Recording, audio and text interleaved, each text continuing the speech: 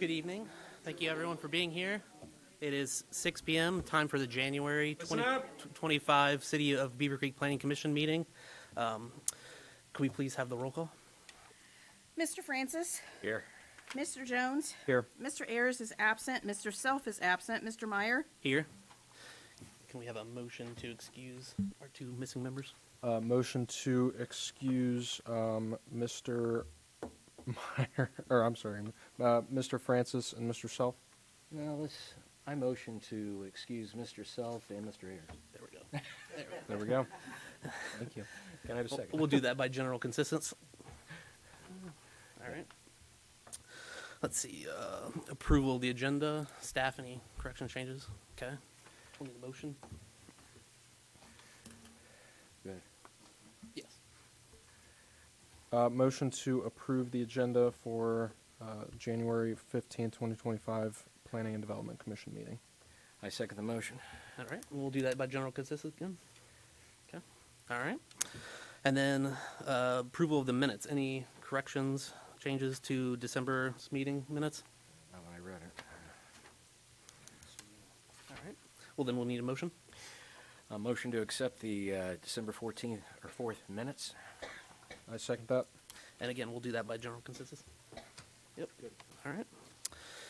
All right. With that, that takes us to our public hearings. Just how we do our public hearings. The clerk will read the case. Then we'll have a presentation from the applicant. Then we have a presentation from staff. After that, we will have a public hearing from the members of the audience. Please limit yourself to 3 minutes. If you need more time than 3 minutes, you can borrow up to an additional 6 minutes for 9 minutes total from two people. When you come up, please state your name and address for the record. Yeah, I think that's it. So with that, can you read the first case, please? This is case number PUD 25-1 on an application filed by Miranda Holmes, 4710 Interstate Drive, Suite T, Cincinnati, Ohio, 45246. The application requests approval to rezone 25.195 acres from R1A, one family residential district, and A1 agricultural district to an RPUD residential planned unit development. The property is located at 4040 Graham Drive, further described as Book 1, Page 6, Parcel 9 on the Greene County Property Tax Atlas. Thank you. Do we have the applicants? Good evening. My name is Brian Hosel with Miranda Holmes, 4710 Interstate Drive in Cincinnati.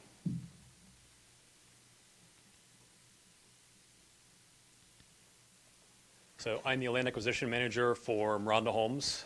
We're a family-owned company based out of Pennsylvania, but we have offices in Cincinnati and Westchester that serves the Cincinnati and Dayton market, as well as an office in Columbus as well. So we've been a regional home builder for over a decade. Is this good? This isn't okay. Just making sure everybody can hear. I'm sorry. I feel weird having my back turned to everybody. But so our closest communities are in Springboro, Liberty Township, and Lebanon, and we have communities coming this summer in Huber Heights and Troy. So definitely growing in this market and always looking to expand into desirable areas like Beavercreek. One thing I will note before I move on off this slide, because I know it'll come up. So in Springboro, that's a community we just opened on 73. Those lot sizes are 52-foot wide. In Huber Heights, we'll be building on 45-foot wide lots, and in Troy, we'll be building on 51-foot lots. I mention that because those are all smaller lots than we'll be doing here in this development, and just wanted to note that given the cost of development these days, it's becoming much more common to build on smaller lots, and we have not found customers to want the larger lots nor to want to pay for the larger lots. So I know it's shocking to a lot of people to hear a lot being less than a quarter acre, but in this real estate market, it's what the market demands. So the outline is where the site is. As mentioned, it's just over 25 acres. That stub street to the right, which will feed into the subdivision, is Graham Drive, and the stub street to the north is Bayview Drive. As you'll see on the plan on the next slide, we will connect to both of those stub streets. Those both have easy access to 675 and then down to Kemp Road as well. So this is the plan as proposed now. So as I mentioned, it's 25 acres. This is 55 lots, which is a density of under 2.2 per acre. At the top, you'll see the connection to Bayview Drive, and then at the top right, you'll see the connection to Graham Drive. That's in addition to stub streets to the west and the south, two properties which are currently open land or single-family residence, which could potentially see development in the future. Another thing I'd like to mention, because I'll discuss it on the next slide. So there are 3 stormwater facilities. When a site is developed, we have to make sure that we control where the water goes on the site. So that's showing you where those will be.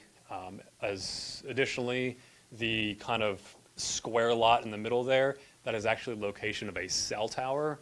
I have been in touch with the company that manages that cell tower, and we are in discussion with them about relocating access. They are open to that because currently it's a gravel drive through a field that accesses it, and we would provide a better access off of a public road and give them just an easier access to the cell tower for them to maintain it when they need to do that, which I've been told is not very often. So in this process after zoning, we'll go through what we call the due diligence process. So as I mentioned, we'll have to provide access to the cell tower. So that'll involve working with the cell tower company to make sure that that access is adjusted to be something that works for them.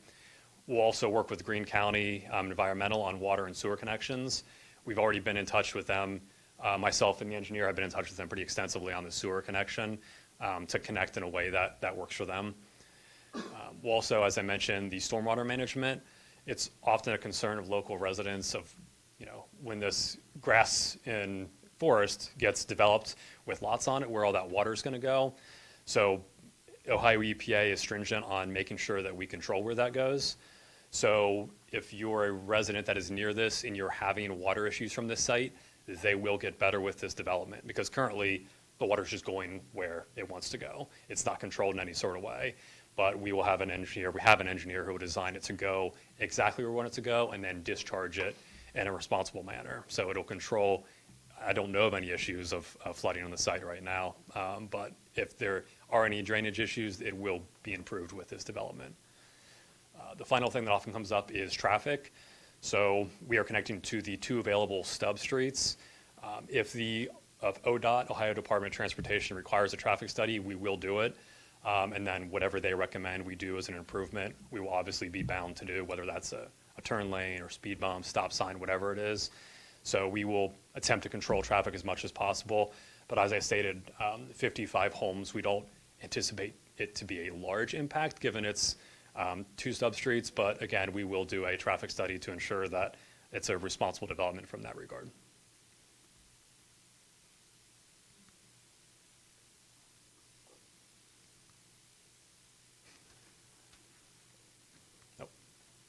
Changes on me, I'll go back. So this is the list of plans that we plan to build into the development. So the top 3, the Avalon, Sanibel, and Miramar, are ranch homes. So we'll offer both ranch and 2-story homes, starting around 1,500 and going all the way up to, with sunrooms, close to 3,000. And then there'll be 4 available 2-story homes: Dallas, Rockford, Somerset, and Birmingham 5, in Carlisle. The home shown in that picture is the Carlisle. So we will also are currently working on more plans that could be added to this that would be in that same square footage range. Another thing to note is that all of these homes will have the siding will be cement fiberboard, so it'll be no vinyl siding in the community. So interior features, it'll be all home standard 9-foot ceilings on the first floor, 42-inch tall cabinets with crown molding, granite or quartz countertops in the kitchen. We don't do laminates, ceramic tile backsplash, stainless steel appliances. We'll do LVP and not rolled vinyl in areas like the kitchen, entryway, things like that. Fireplaces are an option that can be added on if the customer chooses. One thing I'll mention at this point, so we are a semi-custom builder. So while you cannot change the entire floor plan of the home, there are things that can be changed with each floor plan. So like this kitchen, for example, is a chef kitchen upgrade. There are bath upgrades. You can add sunrooms on. You can add a 3rd-car garage extension. So it's customizable by the customer. on top of physical changes to the footprint of the home and the layout, they also pick out cabinet colors, flooring, carpet colors, tile in the bathroom. Everything can be chosen by the customer. So we don't build spec homes, we build what the customer chooses. So semi-custom is the word we like to use. Finally, the homes include smart home features like a smart home thermostat, Ring doorbell, and then there are other add-ons that they can do on top of that if they want lights that are controlled with a smart home technology and options like that. Finally, we offer a 1-year warranty on everything in the home. So, yeah, we call it a craftsmanship warranty. There's a 5-year warranty on HVAC. There's a 30-year warranty on edge of dry basement guarantee. We do standard 30-year dimensional shingles on all the homes.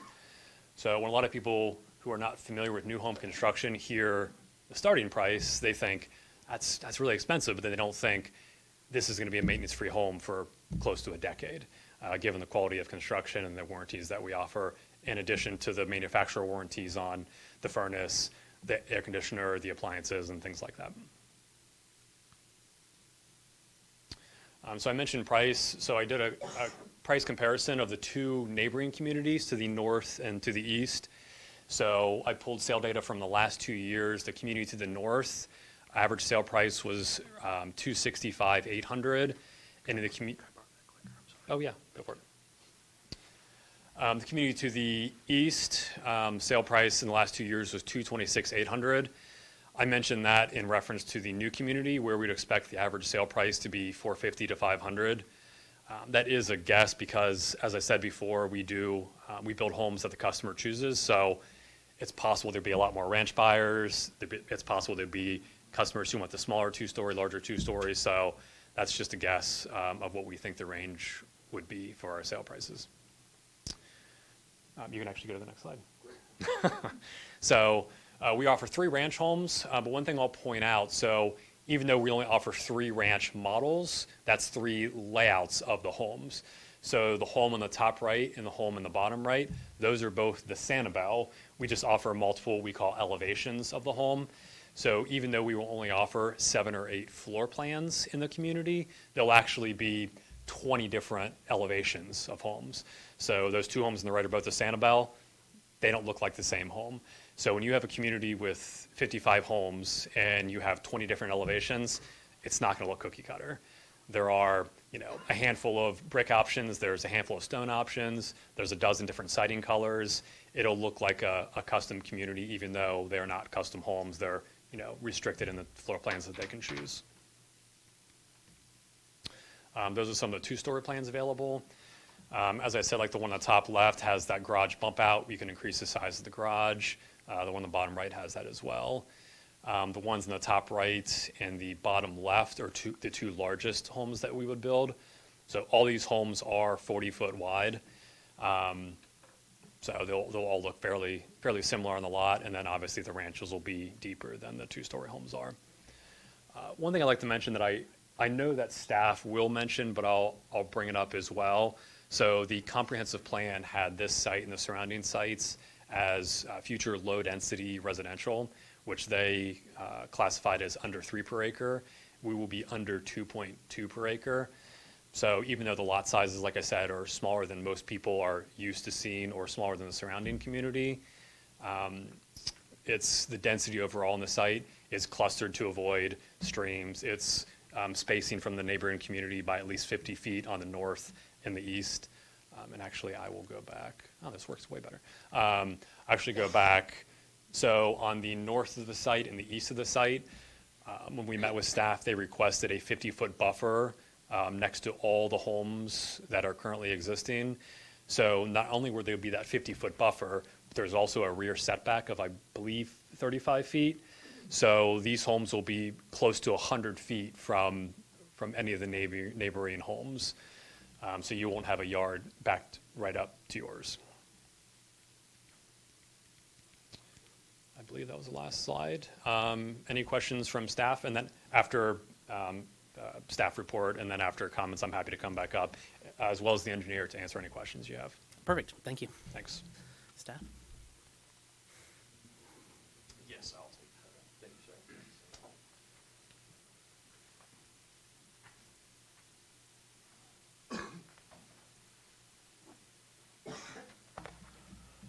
Hello, everyone. My name is Colin Carville. I am the city planner for the city of Beavercreek. We are here this evening for PUD 25-1, which is the Thillman rezoning. Just going over it again, it's a rezoning request for 25.195 acres. It's zoned multiple, but if you want to break it down, it's primarily A1 and a little bit of R1A in the corner. We're requesting that to be rezoned to RPUD. And that would allow for the development of 55 single-family homes. So just giving everyone an idea of where we're at in this process. So as you can see from this slide, it's a pretty extensive process, and we're kind of just breaking the ground on the, I guess, hearing this case. So we're at phase one right now. What phase one entails is essentially what this property can be utilized for, the specific density that goes into it, as well as setbacks and the conditions that go with that. A lot of what the applicant presented with the architecturals, the site plan itself, that's all hashed out in that phase two. So like I said, we're just scraping the surface on this. The Planning Commission is a recommending body. Basically, they'll make a either positive or negative recommendation to City Council here this evening, and then basically we go through this process again with City Council. But yeah, just want to make it clear that tonight we're just going over what's going to be on that property, as well as how many units would be utilized there. I'll just give you an idea for those that are unfamiliar. We're on kind of that southern star on the map. That's where we are at this evening. To the northwest, that is where this property is located, and that's just the zoomed in portion of that. So the applicant mentioned our land use plan. So our land use plan is kind of our underlying document. Essentially, what we utilize that for is guiding rezoning requests such as this one. The parcel that we're discussing this evening actually falls into a VPA 19. You'll see on our land use plan some of the larger undeveloped areas in this city have a little extra language describing what you can utilize that property for. So as you can see, the whole area in this VPA 19 calls for low density residential, which essentially means it calls for less than 3 dwelling units an acre on these properties. A specific aspect of this VPA 19 that we wanted to specifically call out, it stresses that any large-scale residential development must include or be contingent upon roadway improvements along Kemp Road. For those that are unfamiliar, Kemp Road is all the way to the south of that parcel of the VPA 19. I did a rough estimate from our GIS. That came out to about 1,800 square feet from the most southern part of the parcel that's being developed here this evening, or being requested to be developed here this evening. It's about 1,800 feet south will get you to Kemp Road. And essentially it calls that primary access to any development within this VPA should be from Kemp Road, which is that road to the south. VPA 19 encompasses 175 acres, as you can see in there. It's a pretty large area. This is only covering 25 acres. Given that this location of the development's in that northeast corner, we thought direct access to that Kemp Road is unfeasible, whether it be a side street or anything like that. So we don't think that improvements along Kemp Road and the primary access should be off of Kemp Road, and staff doesn't believe that that should be warranted in this case. So here's our first look at the concept plan. So just reminding everybody, this is kind of what we would consider a rough draft. This is what it could potentially look like, but this is not being set in stone this evening here. That's at the site plan stage, which is that phase 2 of the development that we went over there. But this is what it could potentially look like with those connections to the north there and to the east. what would lock in this evening, like we mentioned, is that density. And we calculate density with the total acreage of the parcel divided by the number of units of the parcel. So if we're doing a little quick math here, 25.195 acres divided by the 55 units that they're proposing comes out to 2.19 acres. And just refreshing everyone, the land use plan says that it can go up to 3 dwelling units an acre. So they are under that for this proposal. Here's a look of at that multiple zoning. That's our zoning map here, which is our overlaid kind of document.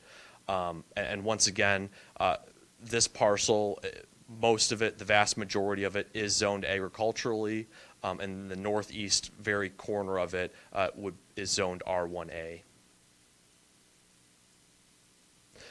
So jumping into the request and what that would look like. The request is going from A1 and R1A to RPUD.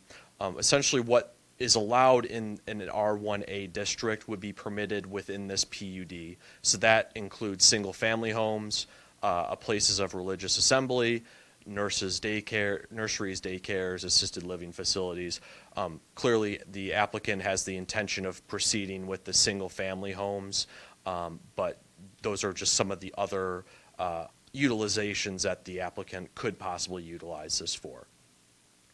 And once again, the max density that is outlined in our resolution would be 2.19 dwelling units per acre, which is once again below the max density allowed for this. The proposed minimum lot widths would be 60 feet. That's pretty standard with a lot of the modern PUDs that we have seen that have come through Planning Commission and City Council these days.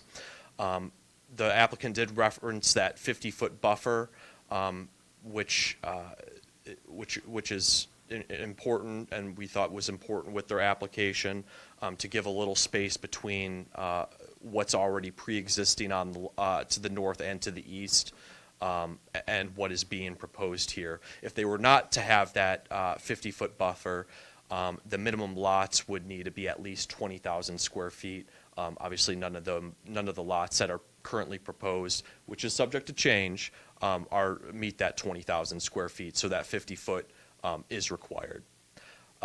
Some of the minimum building setbacks that we're looking at here would be a 30-foot minimum front yard setback, a 35-foot minimum rear yard setback, and 5 minimum feet on the side yards. And obviously, with our zoning code, no principal structures can be closer than 15 feet to each other.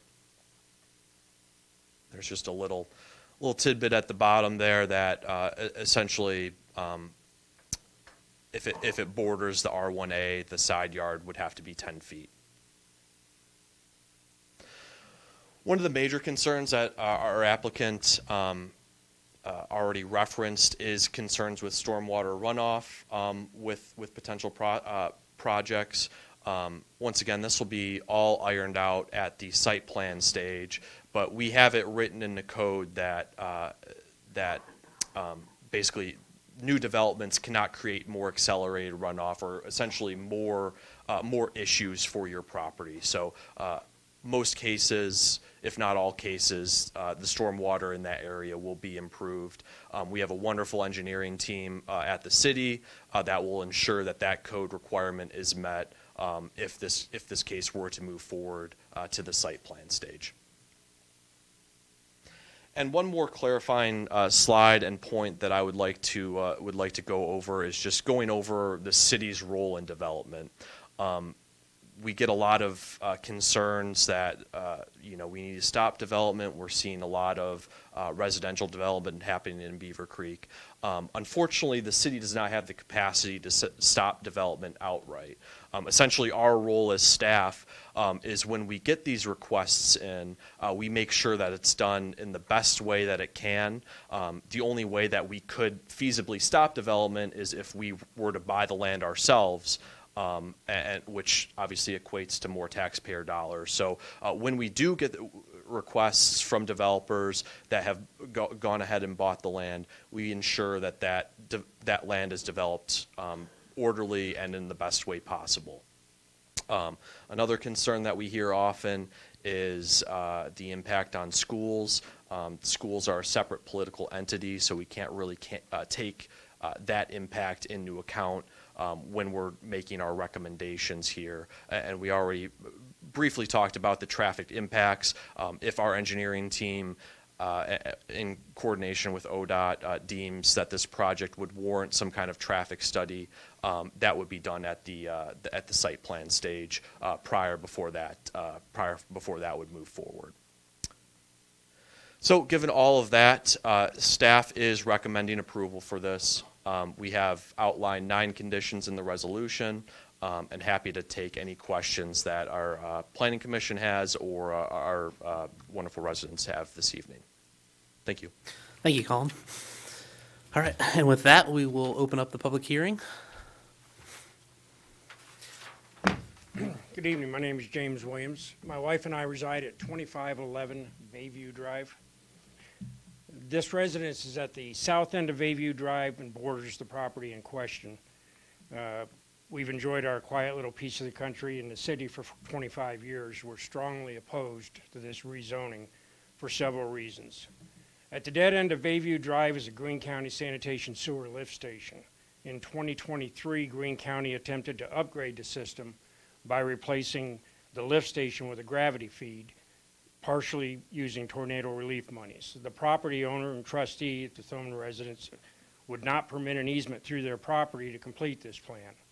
Instead, the existing lift station was replaced with an upgraded system at a cost of about $733,000.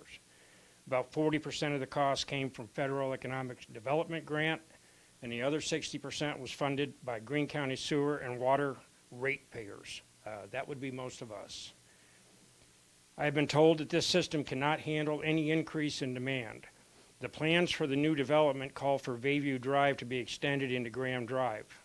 This would necessitate removing the lift station that's a year and a half old, resulting in a colossal waste of funds. Bayview Drive would become a primary ingress and egress into the Grangeview Acres subdivision, with an increase in traffic into and out of the new proposed subdivision. I don't believe Bayview is designed to handle the resultant increase in traffic and would anticipate a significant increase in traffic crashes. Now, it was mentioned that this new subdivision has easy access to 675. I challenge anyone that thinks it's easy to get out of Grangeview Acres at 7:30, 8 o'clock in the morning, or 5 o'clock in the afternoon to come by and say the same thing. The next issue of concern is water drainage.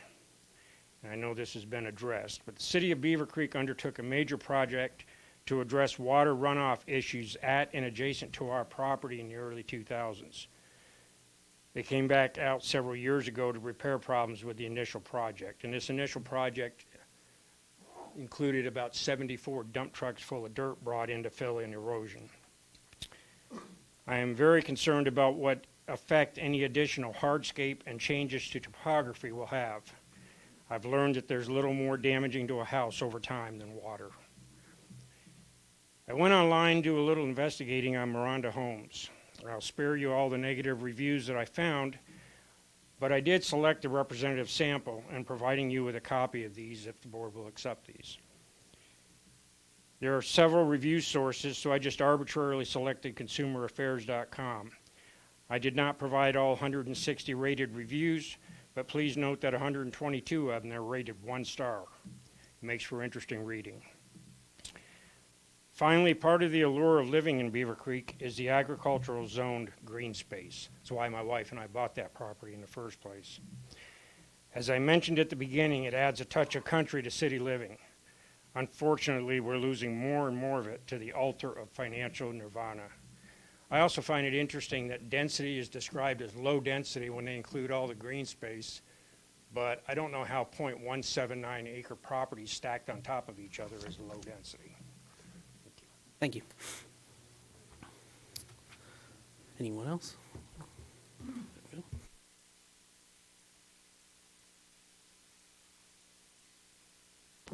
Hello, my name is Clayton Knipe. I live on 2379 Grange Hall Road. so just off the corner of Darden and Grange Hall. I've been yielded some time by Mr. and Mrs. Scarlett back there who live further down on Darden Road. Okay, they'll need to come up and state their name and address. Is that correct, Melissa? Okay. Okay. Yes, please.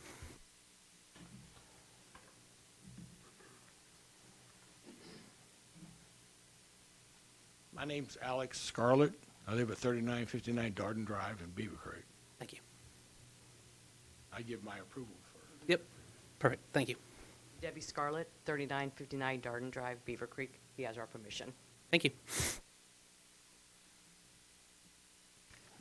I would just like to open this with saying that I understand that the sale of this property is out of a trust, and there are some things that are going on behind the scenes that we don't know and we don't need to know about. There's many nuances, so any of these statements that I make are not in any way directed at the family or the trustees.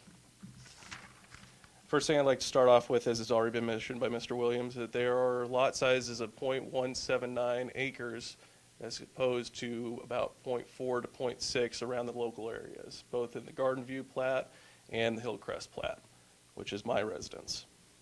That's 63% of the proposed lots that are up there, with the highest lot size being .336. Now, granted, looking at that, we can say that it is 2.19 per acre. However, as already stated by Mr. Williams, it is stacked on top of each other and is not keeping with the local neighborhoods. It's just not. Now, I understand that Miranda Homes has stated that their home square footage is going to be roughly in the 2,500 square foot average.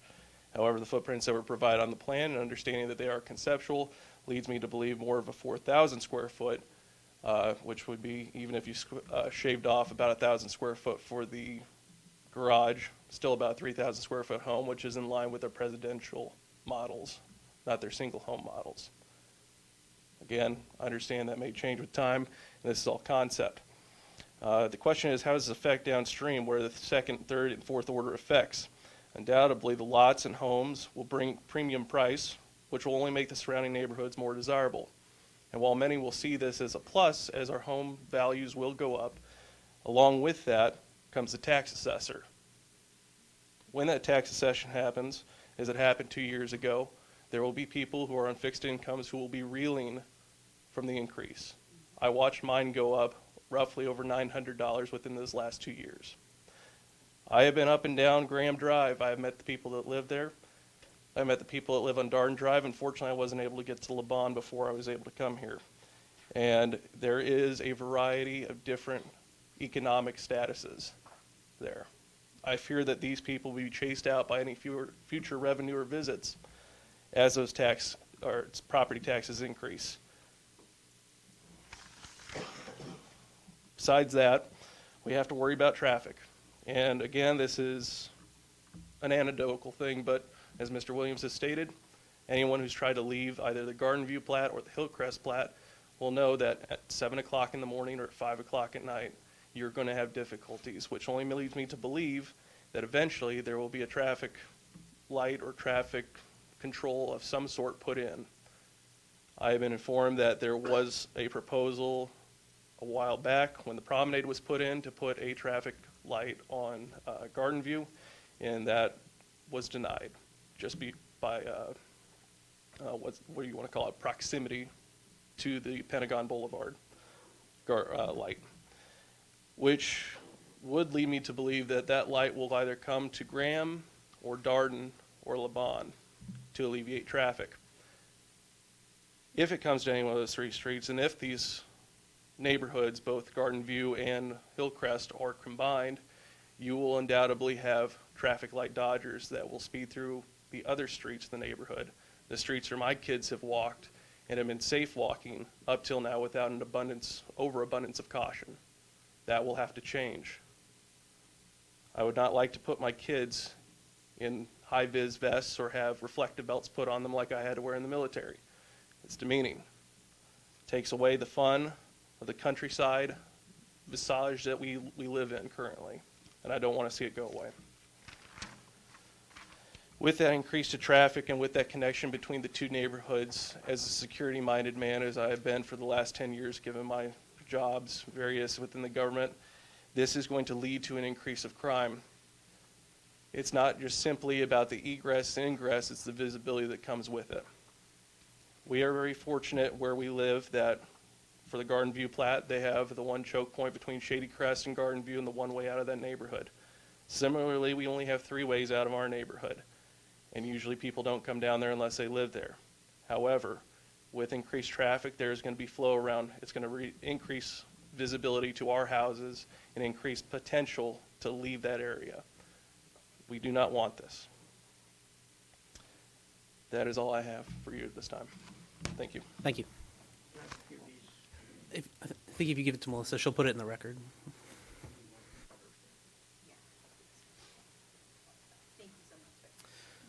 All right, Nick. There we go. My name is Shannon Hughes. I live at 2469 Rolling View Drive in Beavercreek. I am on the Graham side, right next to the 4040 proposal site you're looking to build on. My yard ends right where their property begins. So as I have a driveway at the end, I would have to pull out there every morning at 7 o'clock, waiting for people to zip by from these 20 or 55 properties that you plan to build. How am I going to get out of my driveway in the morning? The kids across the street, we use that as a play area because it's a dead-end street. We moved there for that reason in specific because we like the country feel in the city, and we're going to lose everything when they build this property. We are not for this. It will increase our taxes. It will increase our safety concerns. It's really dark at night there. There's not a lot of street lights. So as you zip these cars through and they build these streets, what are we as citizens who have to pull out there periodically and come and go? How are we going to get through? It's kind of ludicrous that you're saying that there won't be an increase with all these homes out there. But right now, as our little streets are, because there's only 3 little connecting streets that go up in the morning, question becomes, what do you do with all the traffic flow? And what do you do with the kids that are currently playing there that feel it's a safe, secure area? They will lose everything. So I would ask you, please, please, please consider the people who live here. And how are you going to consider when you build these things? We're going to have noise and light pollution and traffic pollution, and it's going to be a whole different world. When we look over, all we see right now is the dark sky, the pretty stars, and the trees. When you build this, you know what we're going to look over at? Noise pollution, street pollution, everything. We are literally going to lose everything we came here for. It took me 2 years to find this house, and I had just moved in last April. I had just finished everything. My kids are grown. I personally do not have kids, but I feel for those neighbors who have kids all around us. And then when you increase traffic and you have the bus flows that are going to stop 50 times every morning, how are you going to get these kids in and out with this traffic flow? So please, please, please consider these things. And the wind blows from that direction right into my window. So when you're doing all this digging and construction and whatever have you, how are you going to keep all that debris from blowing at my house? So please, please take these things into consideration. I ask you deeply. We do not want this. Thank you for your time. Thank you. All right, next. Anyone? There's got to be someone. Hello, my name is Joy Hoover, and I live on the northeast portion of the green area that would be northeast, just to the west of the stormwater drain. So as he stated before, we've had, the last decade, we've had innumerable issues with this storm drain headed our way. They say they'll fix it. There's been a lot of promises. There's been a lot of promises, and thank you for taking my call beforehand, before this meeting. But unless we get that in writing and you promise to pay back our properties, the erosion will continue to happen. And like my great neighbors stated, it will continue to happen, and it will exacerbate the issue. We understand there's super intelligent engineers already on hand, and we appreciate their participation in this and desire to make things right. We haven't seen that in the last decade, so it's really hard for us to know that that's actually going to happen. It's a lot of hearsay, a lot not happening. And with the big project that we just watched be completed, that took literally forever and disturbed our whole neighborhood with insane noise. It was so loud. I live around the corner from him. It was so loud, like right in front of his house for like years. And it finally calmed down, and now you want to start all over. So our property has been directly affected by the storm drain. We miss the horses. We are sad that those people had to go. I loved agriculture in our yard. We go out, backyard, horses. That's awesome. I don't want to move to Xenia. I don't want to be chased away. We don't want that to happen. I have little kids. People already zoom up and down Russian. Grange Hall, we thought we'd put in a speed bump. It hasn't happened yet. We know we also want to protect the kids that are running around in the area. We don't want them to be in more danger. I totally have gone off note, but this is you're getting feeling now. We appreciate you. We voted some of you into office. We are so glad you're here representing us. We want you to, it's your job to represent our voice. And so this is our voice, our banding together to share with you how we all feel. And we know it's more than a feeling. We understand that. We want you to be motivated by our facts we're bringing to you today and the community impact that it's making, and not just our complaints. We want you to hear facts today. We want you to maybe not say no to Miranda Homes, but maybe choose another location that would be more advantageous to keep the cultural site, relocate it. There's probably other land in Beavercreek. I just opened my small business in Beavercreek Township. I moved from Kettering to move it back to Beavercreek, and I'm so happy to be here. But I want to believe in my community that this is a great place to continue to stay. Thank you for hearing me and for your time. Thank you.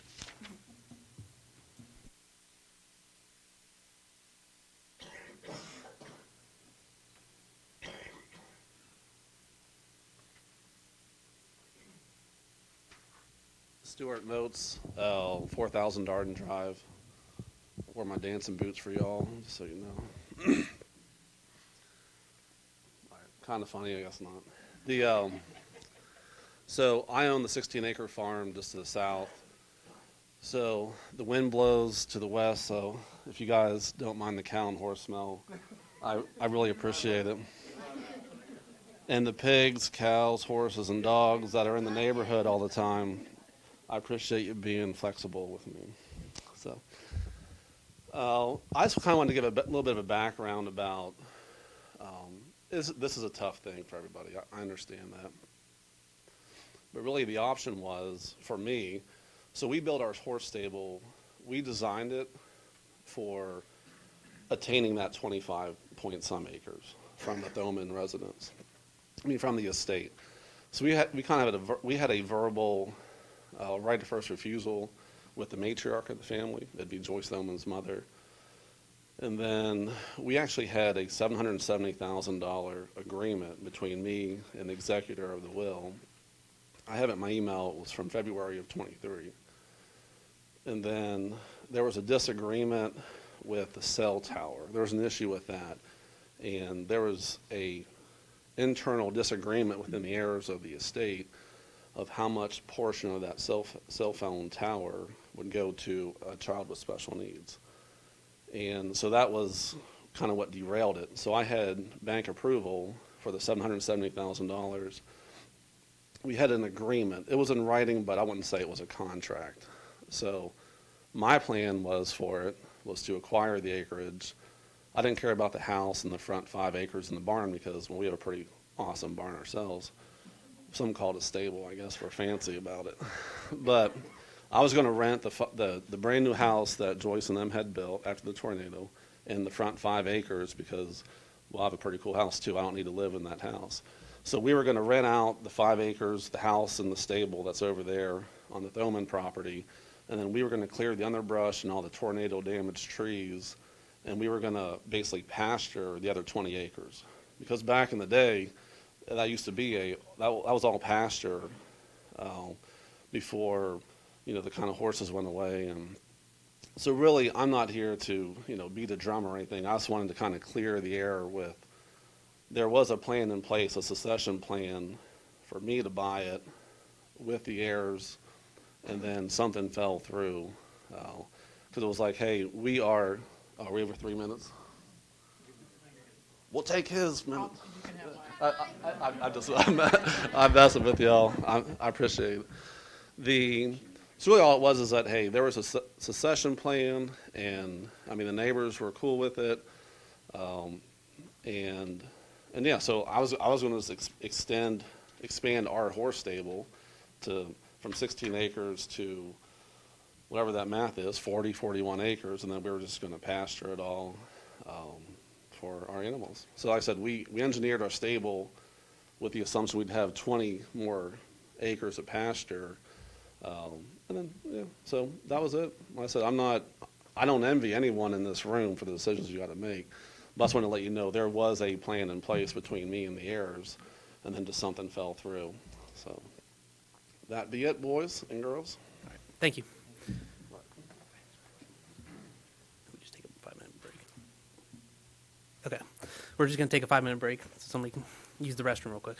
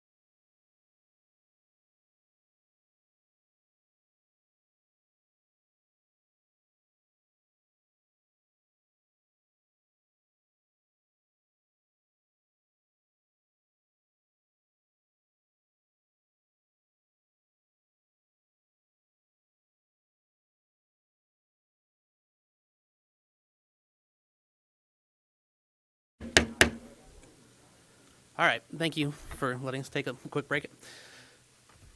Who's next?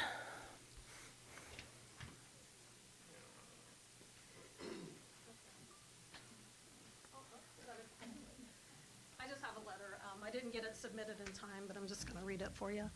I'm Leslie Thomas at 4047 Rushton Drive. So I just wrote, I guess I should use my glasses. I'm reaching out to the city of Beavercreek regarding the housing development proposal on Graham Road. We live on Rushton Drive near Bayview Drive. Our house backs up to the land involved. We have lived here over 20 years, and one of the main reasons many of us moved here is because of the tight-knit community and the open land behind our houses, as well as the tree-lined streets in our neighborhood. It's a quiet neighborhood with all of the houses and land similar in size as to our adjacent neighborhoods. There is only one entrance into and out of the neighborhood at Grange Hall Road in Garden View. When the newer apartments were built years ago, I'm sorry, I forget the name of those, but thank you, Promenade. Yeah, when the backs up to the neighborhood park, the city kept the adjoining road closed and is only used for emergencies.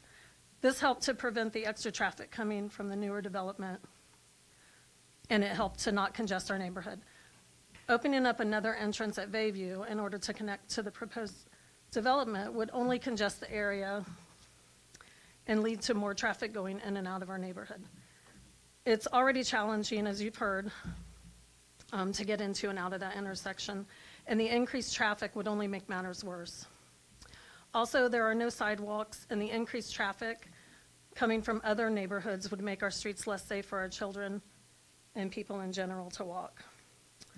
The land is filled with trees and wildlife. Our community would certainly miss this aspect, which really makes us appreciate our neighborhood even more. I would hate to see more land cleared, especially when the houses will be crammed so close together and very different from the surrounding neighborhoods. The closeness of these structures would definitely change the character of our older, more open area neighborhood. The destruction of the trees and land would push the wildlife out of the area. And I thought that the proposed land led to the 675 highway. I didn't know there was more there. So I was thinking as a sound barrier, that would be a issue. With the tornadoes that we had that took out so much from our neighborhood, we have a little bit of what we love back there, and it's just starting to fill in again. And it's just with the noise and sound pollution, as she said before, I just can't imagine that. So I like to think that Beavercreek prides itself on preserving nature and making parks available. And I enjoy many of these places, as I'm sure we all do. I think that if the zoning is changed from agricultural,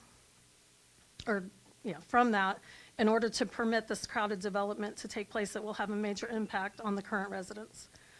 I do understand the housing needs. I believe this particular land, though, should stay zoned as it is. I do not think the proposal and use of the land involved would benefit our neighborhoods and the residents who are already paying taxes and supporting our community for so many years. Thank you. Thank you.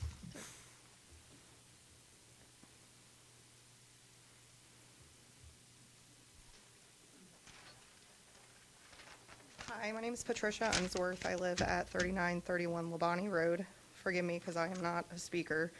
As others have stated, I kind of looked at the property acreage around. There was not a single property under 0.42 of an acre. You're talking about putting 2 to 3 houses on what the average acreage lot already is. I'm worried about our taxes going up. My neighbor lives next to me. She moved in 2 years ago. She has adult children, both are autistic, moved out here for kind of the country feel, the quiet neighborhood, and within months of moving, her property taxes already went up. She's a single mom, so having our property taxes keep going up, it's a little scary to see our neighbors that will eventually probably be forced out and have to move, like others said, out towards Xenia and places when we move to Beavercreek for the country feel. I looked at like the crash reports. And just from Kemp, which if anybody knows, the light at Kemp and Grange Hall by Halls, people run that light every single day. There's crashes there all the time. Just from Kemp to Pentagon last year, there were 28 crashes. And that was just kind of a quick search. One of those was a car hitting someone on a bicycle. Another was someone veering off the road, going through a yard on Labani in Grange Hall and hitting a tree. I know they said the schools, like, we can't consider that.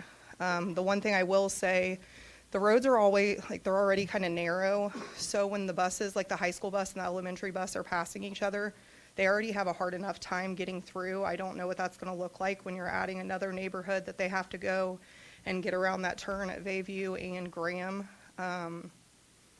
Like, how that's going to make it more difficult. I do feel for the kids that live in the area. I have 4 kids myself. That are, you know, they like to play, they like to walk. The only positive thing I would say was they wouldn't have to walk down Grange Hall to get to Garden View Park, but, because they are older kids. But I just, from everyone I've talked to, this just isn't what we want. How long is the construction going to last? I lived here through the tornado, and my experience with the construction was horrible. We were blocked in our driveway every single day.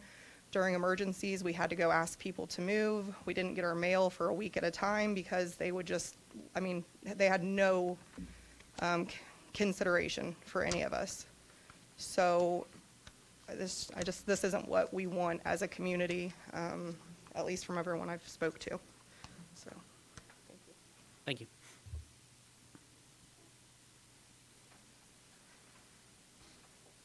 Good evening.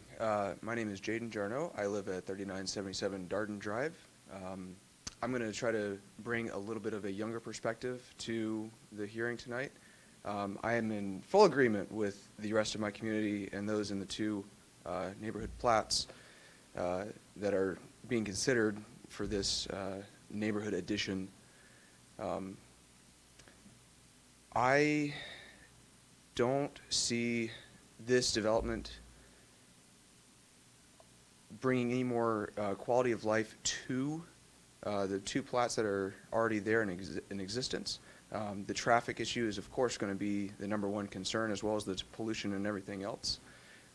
And to go back to the taxes that everybody else has been bringing up, I'm going to be very forthcoming with this. When I originally bought my house 3 years ago, I was very lucky with the opportunity that I had, low interest rates, things like that. Originally, my mortgage was about $1,300 a month. So again, very forthcoming with that. Over the past just 2 years, I have seen an almost $300 increase, and I have had to find a new job just to keep up with the increase in property values and taxes and everything like that. So it just is frustrating to see that there's more development happening without much other community uplift, so to speak. So the lack of sidewalks and everything else that could contribute to a safety factor, you know, those human factors that people are going to be coming through the neighborhoods more often and everything like that. I also implore you guys to not use eminent domain, or at least in the proposal, do not allow eminent domain to take over most or all of the yards. To develop those sidewalks, there's just, at least in the Hillcrest plat and the Garden View plat, because those properties are not as far set back as the ones that may be proposed here. Just a few things like that, very small details, but can mean a lot for the long run of the community as a whole. That's all I have. Thank you. Thank you.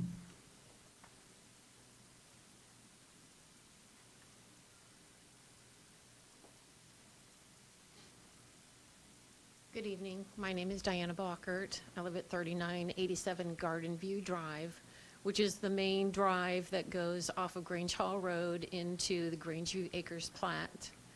I've lived there for over 58 years, and so I've seen a lot of progression within the Beavercreek community, some of it good, some of it a little excess. But at this point, the main concern, and I'd like to echo what most everyone has said here, Our concern in the Grangeview Acres plat in terms of having access from that area that they want to develop and having the traffic go in and out of the plat, it's one way, as has been mentioned, in and out. There's 125 homes already in that plat. If you multiply that by a couple of cars, there's constant traffic going in and out that plat. Just trying to get on Grange Hall Road at multiple times of the day is very difficult sometimes and can be quite dangerous. We had a motorcycle accident, the gentleman died. And we never had those kinds of issues. Of course, a lot of it used to be, agricultural area, cornfields, et cetera. We appreciate the developments it's given us, shopping, accessible easily, et cetera. However, recently, there's also been discussion about having a new 675 entry ramp, exit ramp, which will take away all of that area to the north of Grangeview, take away all those trees. Now we're talking about taking away all of these trees, and we've got wildlife that just has nowhere to go. We've got sound that is from 675 right now in the Grangeview Acres area. And so we're just constantly being bombarded with things, proposals that are taking away our quality of life here in Beavercreek, which, as so many people have said, is the reason that they came to Beavercreek in the first place and the reason that we stayed in Beavercreek in the first place. 58 years in a community that I love. And I request that you please really consider what it's doing to the surrounding community when you bring in these types of developments. You're talking about 55 additional homes with possibly 2 cars per home coming in and out of a plat that's already got 125 homes there with only one egress and one entryway off of a very, very busy road that's right next to Wright-Patterson. So we do ask that you take that into consideration, and thank you very much for allowing us to speak tonight. Thank you.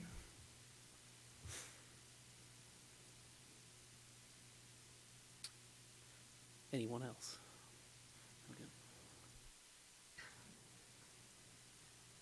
Hi, my name's Tiffany Ibsen. I live at 3949 Garden View Drive. My biggest concern is the traffic.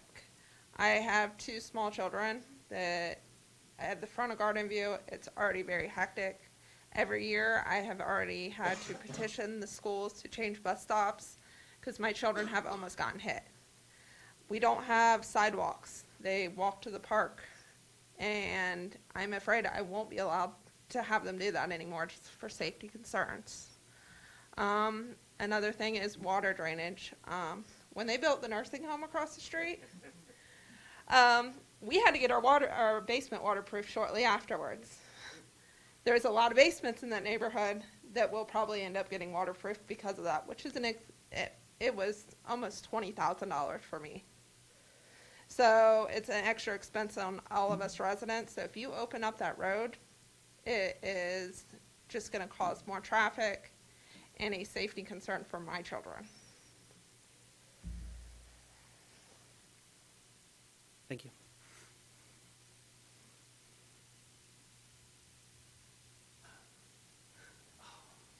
Man, I really didn't want to come up here because I'm uninformed. My name's Jim Lifer. I live at 2620 Bayview Drive. My big question is, why is it that you guys didn't put a letter out to all the people in Grangeview Acres? There again, I'm getting the feeling that you guys picked and choose who got the letters. Kind of telling me that all of our opinions do not matter. Yeah, that's not true. Well, there again, it has to be true, or I would have got a letter. So, per our zoning code, You guys are voting on something that needs everybody's opinion heard. And when you pick and choose who gets the letters, that's not right. That's where I zoning- stand. I do not want this to pass myself. The zoning code has requirements of who receives notice and who doesn't. It has to deal with how far away you are from the property. But it pertains to all of us, not how far away we are. That is one plat, one way in, one way out. And That involves all of us in that plat. I understand you're upset. I'm just saying the city was in compliance with its own zoning code, and it wasn't required to issue notices beyond what's required. It's BS is what it is. Is there anyone else?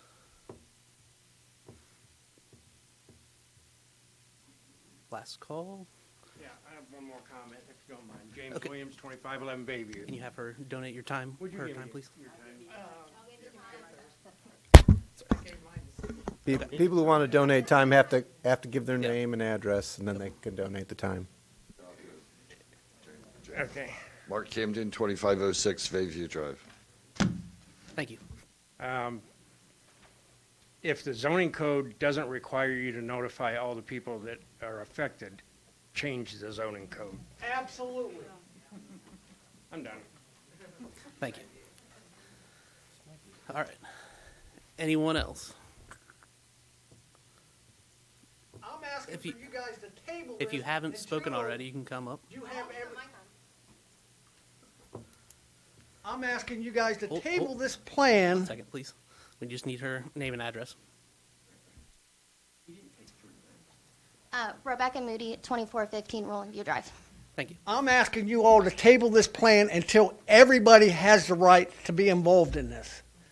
That wants to be involved in this. Not just certain people that you guys choose. Thank you. I know I've spoken, but I don't think I'm at my 9 minutes. It's just a quick comment. That's fine. Okay.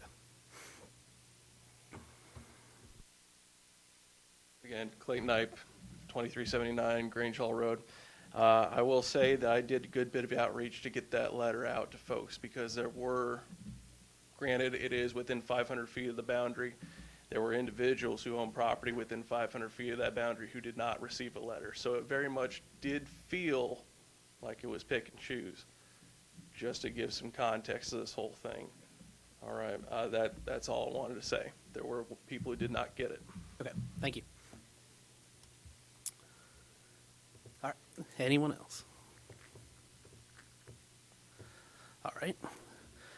And then with that, we'll close the public hearing. And Melissa, is there any written input?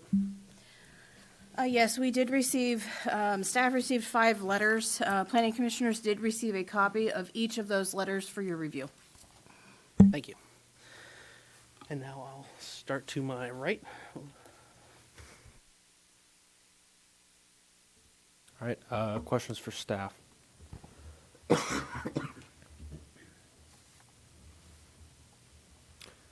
So looking at the potential conditions for approval, I didn't see anything in there about hours for construction.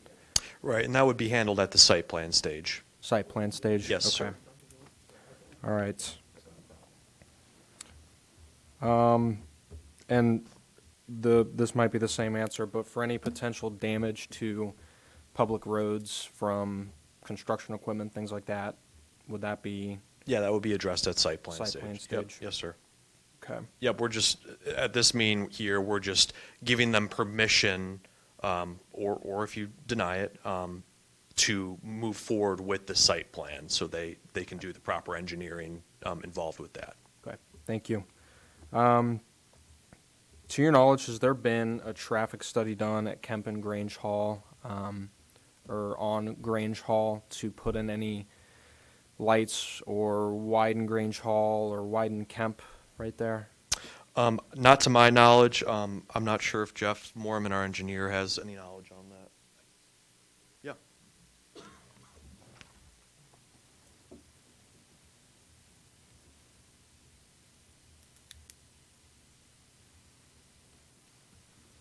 Yes, good evening. About the most pertinent thing I think to mention on that is that in order to install a traffic signal, you have to meet certain thresholds as far as like traffic on the side street, Main Street.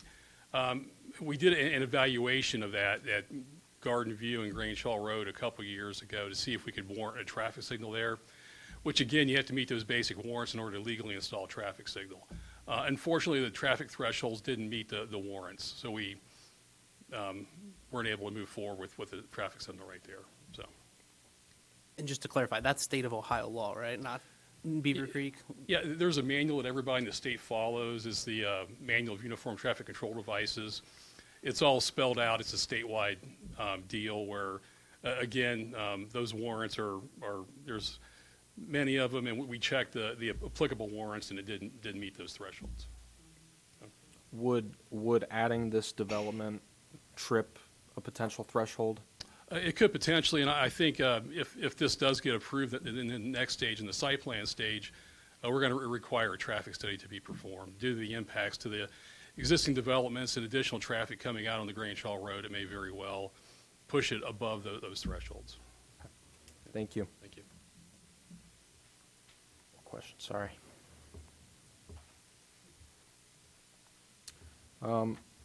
In the public comments, it was mentioned, was it a pump station that was, lift station for, that was put in about a year and a half ago. Are there any potential effects to that lift station if? Yeah, so the applicant would have to determine the impact that their development would have on that lift station, and then they would be in charge. They would have to shoulder the cost of any relocation or improvements to that. So. Okay. Okay. All right.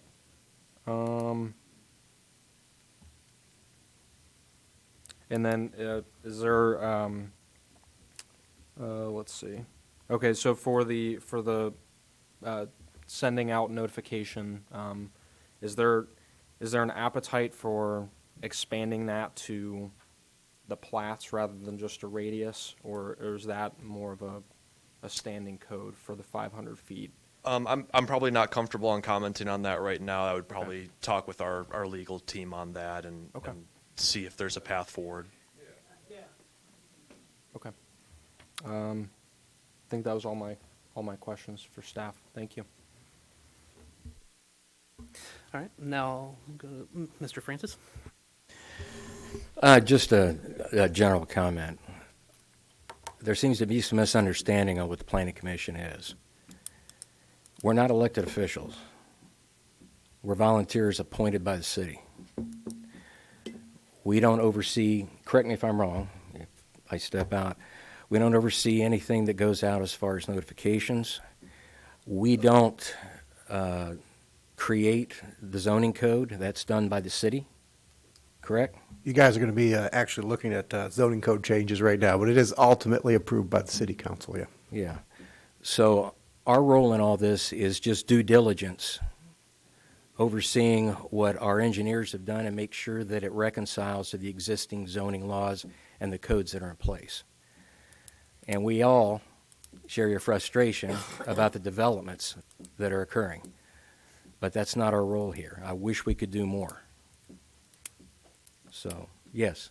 But it is kind of, if you guys are trying to change the code and go from residential, whatever, we're having this meeting on tonight, you're trying to. The public hearing is closed right now. We're about to change the zoning code, right? That we're in the first step of that, yes. In accordance with the land use plan, correct? The land use plan, I think, is Randy knows the timing of this. They're going to be evaluating the entire land use plan. Okay. And the code in its entirety this upcoming year. But Okay. Randy probably knows the status better than I do. Yes, thank you. We are looking at, we're in the process of hiring a third-party consultant. The final consultant hasn't been picked yet, to do a revamp of not only the zoning code, but also the land use plan, as well as our property maintenance code, to have one kind of combined and cross-referencing document that helps development, both from the land use plan perspective, which is how we see the city evolve in the future, to the zoning code as what the rules are with the land now, and the property maintenance code to make sure that property owners keep their properties up to minimum community standards. Okay. The proposed changes that are for the zoning code that are in front of you in the next case just has to do with what was changed in the charter at the last election, which was not, it's not proposing any changes to whom gets letter notification. It's just that the way we post meeting notices, public meeting notices. Right now, we have to put it in the paper and put it on the city hall. And this, the charter change that happened in November allows us also to use other media, such as on the internet, on the website, through social media, things like that, in lieu of sending out something in the newspaper. It won't change anything to do with mailing to people within 500 feet, which has been the standard probably since the city was incepted in 1980. It was the 500-foot rule. Does the public have input on the land use plan? Of course. Yeah, I mean, the land use plan would ultimately be approved by ordinance. It will come through this body for recommendation, for review and recommendation. There'll be public open houses. The intent of this land use plan update that will be happening in 2025, we've told any potential consultant that public input is super critical, because this is not the planning department's plan, it's the city's plan. And so having public buy-in on how we develop over the next 20, 30, 40 years, that public input is a very, very critical component to this plan being created. And there'll be numerous open houses, opportunities to speak at public hearings, whenever it goes to planning commission, whenever it goes to city council, following those appropriate procedures. Okay, thanks. Yes. That's all I wanted to state, what the process is and what our limitations are and what we're here to do. So with that, that's all I've got. All right, thank you. A few questions, Colin. So, do you know the current density per acre of the current residential to the north and was it south or north and east? Sorry, north and east. Sorry. I don't have that on the top of my head. I'm sorry. Okay.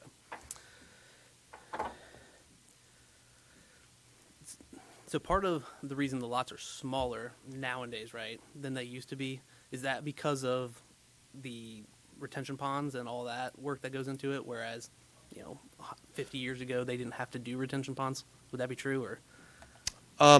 Not to my knowledge. It's more so I think there's an appetite amongst new homeowners, and the developer can speak more to it. But to have a smaller lot to take care of and see, so I think they have their market research, and I think that motivates them to proceed with the certain concept plans that they do. Okay. So if further, if EPA 19 was to further develop, that would not prevent requirements to Kemp, require improvements to Kemp Road later on, right? Essentially, I'll speak with Randy if future developments do occur, but the closer to Kemp Road and the certain access points that would utilize that road more than this development, we would certainly entertain improvements in that. We're not totally disregarding that.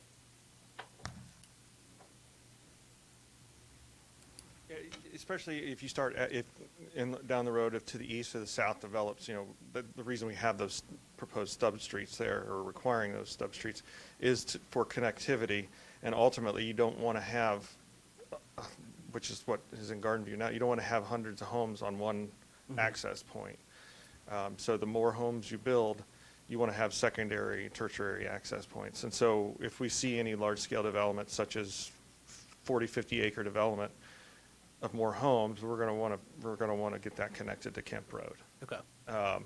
And as to your question about lot sizes, there's kind of 2 points to that. One is the market. The market right now, because of the cost of development, the cost of requiring water, sewer, stormwater, electric, everything that's in a modern development, sidewalks, curb and gutters.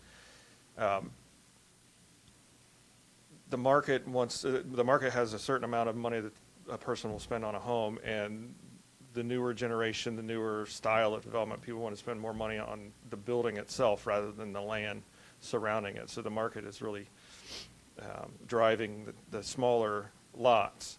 But also there is a component that, I mean, with the older neighborhoods, they didn't have sidewalks. So you're talking 5-foot tree lawn between the sidewalk and the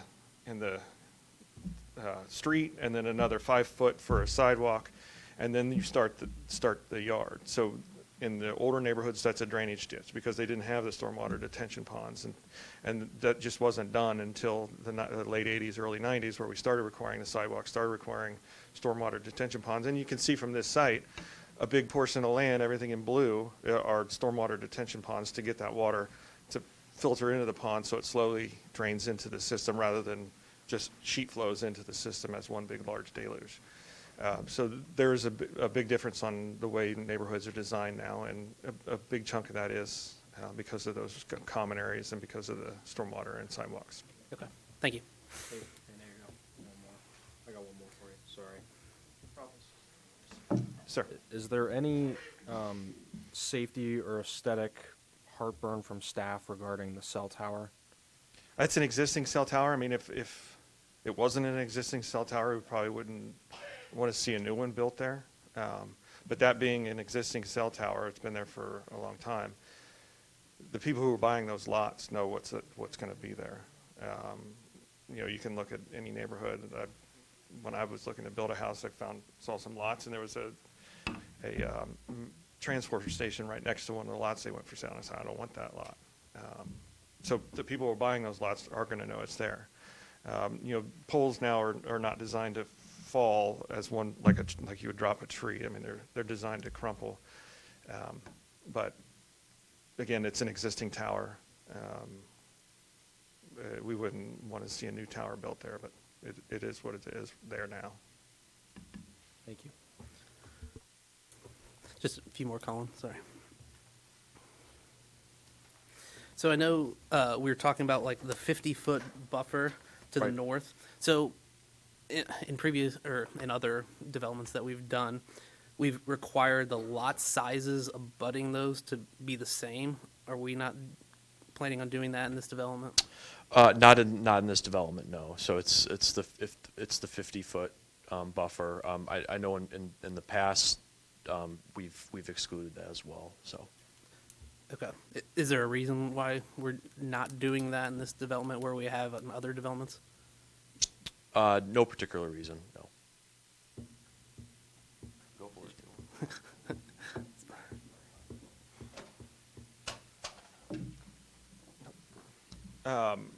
You know, the zoning code states any lot that abuts an existing lot, and this would be a separate HOA-controlled lot where we can require all the existing trees to remain, whereas if we did lots that abut it, then you would be asking individual homeowners to maintain the trees and the existing vegetation for screening. So this being a completely separate lot owned by the homeowners association, we can require when we get to the specific site plan stage that the homeowner association docs say that the landscaping that's in there now has to remain as it is to provide that buffer because it is a separate lot. Okay, so that's the difference here, is that it's a separate lot. Yeah.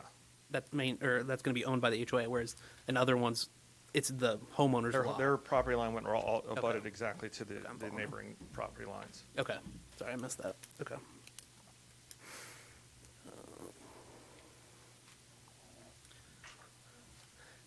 Just a few more, Colin, sorry.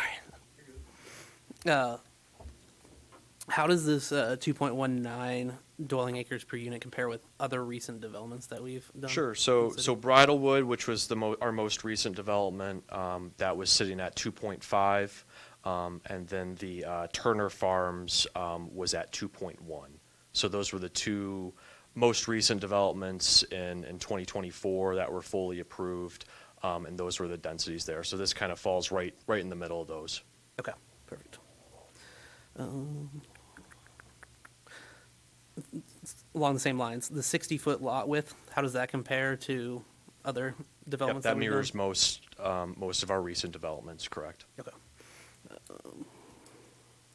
So stormwater, I know, is a concern. I know we touched on it a little bit, but if there was adverse effects, right, and it made the runoff worse, the developer would have to come back and make Correct. corrections, correct? Yeah, And that's correct. And regulated all by those the state. calculations will be at the site plan stage. Perfect. Thank you.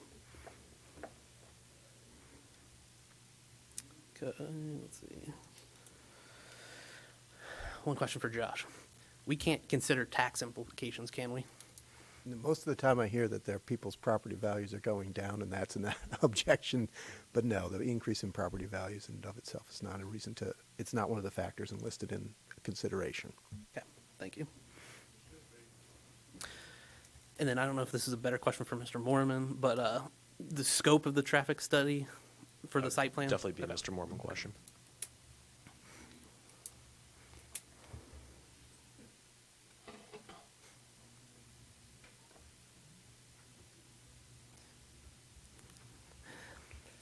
So I know we're not there yet. Yeah, no problem. Yeah, Nick Smith, city engineer. So yeah. Thank you. Yeah. So do we know roughly what the scope of the traffic study would be? Like what area? Like it's not just going to be like this parcel, right? And how far out does the traffic study look? I guess, Sure. So that is something that we'll get into in the site specific stage when we do that traffic impact study. We'll have that scope will be ironed out then for everything that needs to be studied with that. But it would obviously entail the two entrances off of Graham Drive. It would entail Graham Drive and Garden View Drive, excuse me, since those are the access points out to Grange Hall Road. So, yeah, we would look at that surrounding area. And then if improvements or something was found in that traffic study, the developer would be required to address those concerns. Yeah, that would be part of the At whole. their cost, yeah. That would be part of their whole development with that we would put forth for them to have to comply with. So. Okay. Yep. Perfect. All right. I thought I would add something to that. So at the zoning stage of the process, which is where we're at, traffic is not supposed to be considered as a factor. Traffic is always a secondary outcome of zoning. We all realize that. But it's secondary to the property owner's interest in their property and cannot, by Supreme Court case law, cannot be considered as one of the factors in zoning. Okay. Thank you. Thank you. I think that is everything that I had. All right. Second helpings? Nope. Do you have any more? No. The public hearings. Closed. No, the public hearing's closed, sir. Do you have anything else, Jacob? Yeah, go ahead. All right, questions for the applicant, please. I got a question about this. The public hearing is Who's closed. gonna hook up the sewer system? Are they gonna put in their own sewer system to their 15 houses? The public hearing is closed.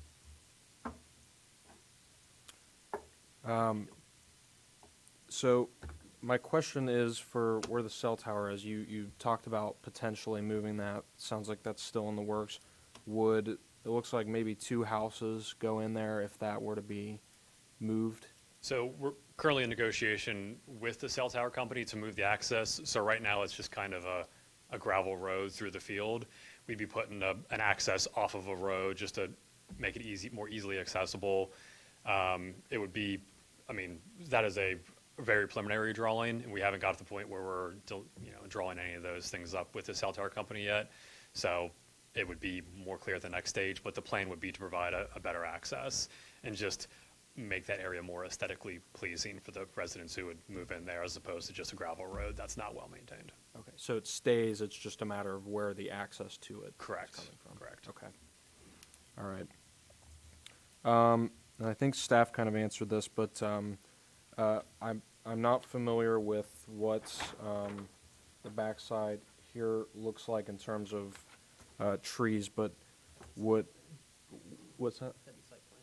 Yeah, that would come at the site plan stage, but is the intention to keep as much existing trees as possible? I'm Yeah, assuming? absolutely. Not just for aesthetic reasons, but it's less clearing, it's less area that we're disturbing, and trees absorb water, so it makes the drainage situation quite a bit better. So no, the plan is to leave all that green space as wooded as possible.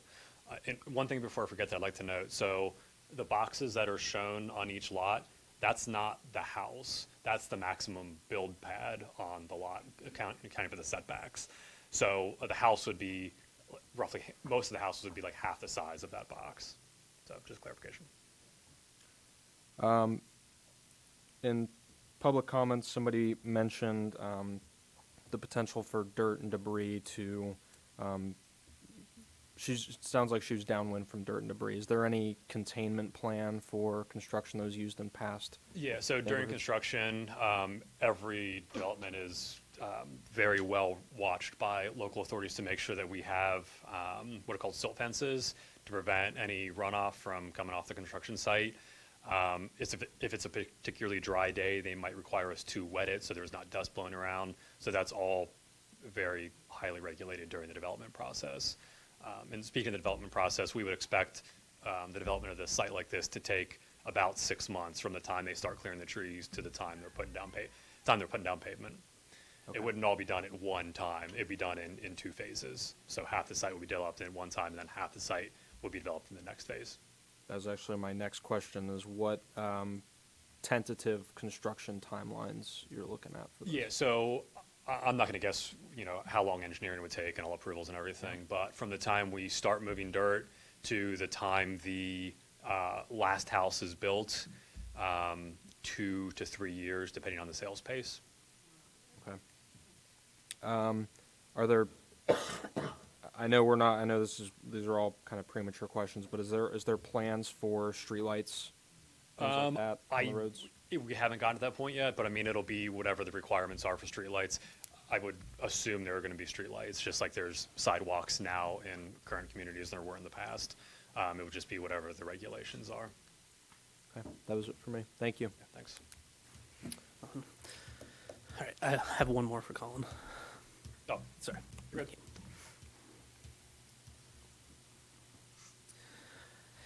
I know the sewer capacity has been a topic. Yeah. So that's not just the applicant coming up with their own engineering, right? That would have to go through our engineering or the county's engineering, right? County, Yeah, yes. since the county is Green responsible. County takes care of sanitary. Okay. So any plans would have to meet their requirements. Absolutely. Okay. Yep. Again, at the cost of the developer. Correct. Okay. Thank you. I can actually add something to that as well. So we will not be using the lift station. That was actually a requirement of this development, is that we not add any load to that lift station. So we are required to connect to a gravity sewer line. Okay. Perfect. Thank you. Nothing else? Anything? Okay. Thank you. Thanks.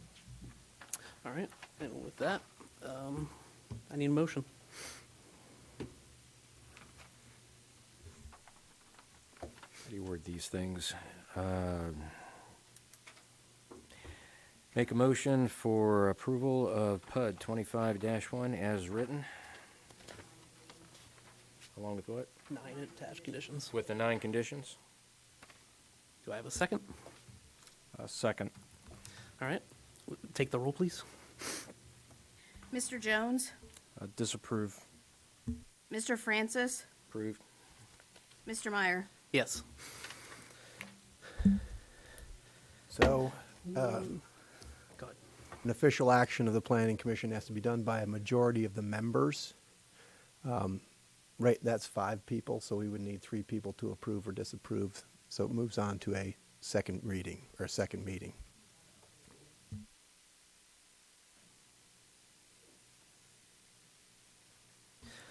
As you heard, so we'll hear this again next month. So, And I guess I can give you, gets 2 chances to get a majority, one way or the other. And if it doesn't gain a majority after two chances, then it's a denial going to council. I believe. Want me to read the section? No recommendation one way or the other. That's right. Sorry. we're going to take a 5-minute recess. Thank you.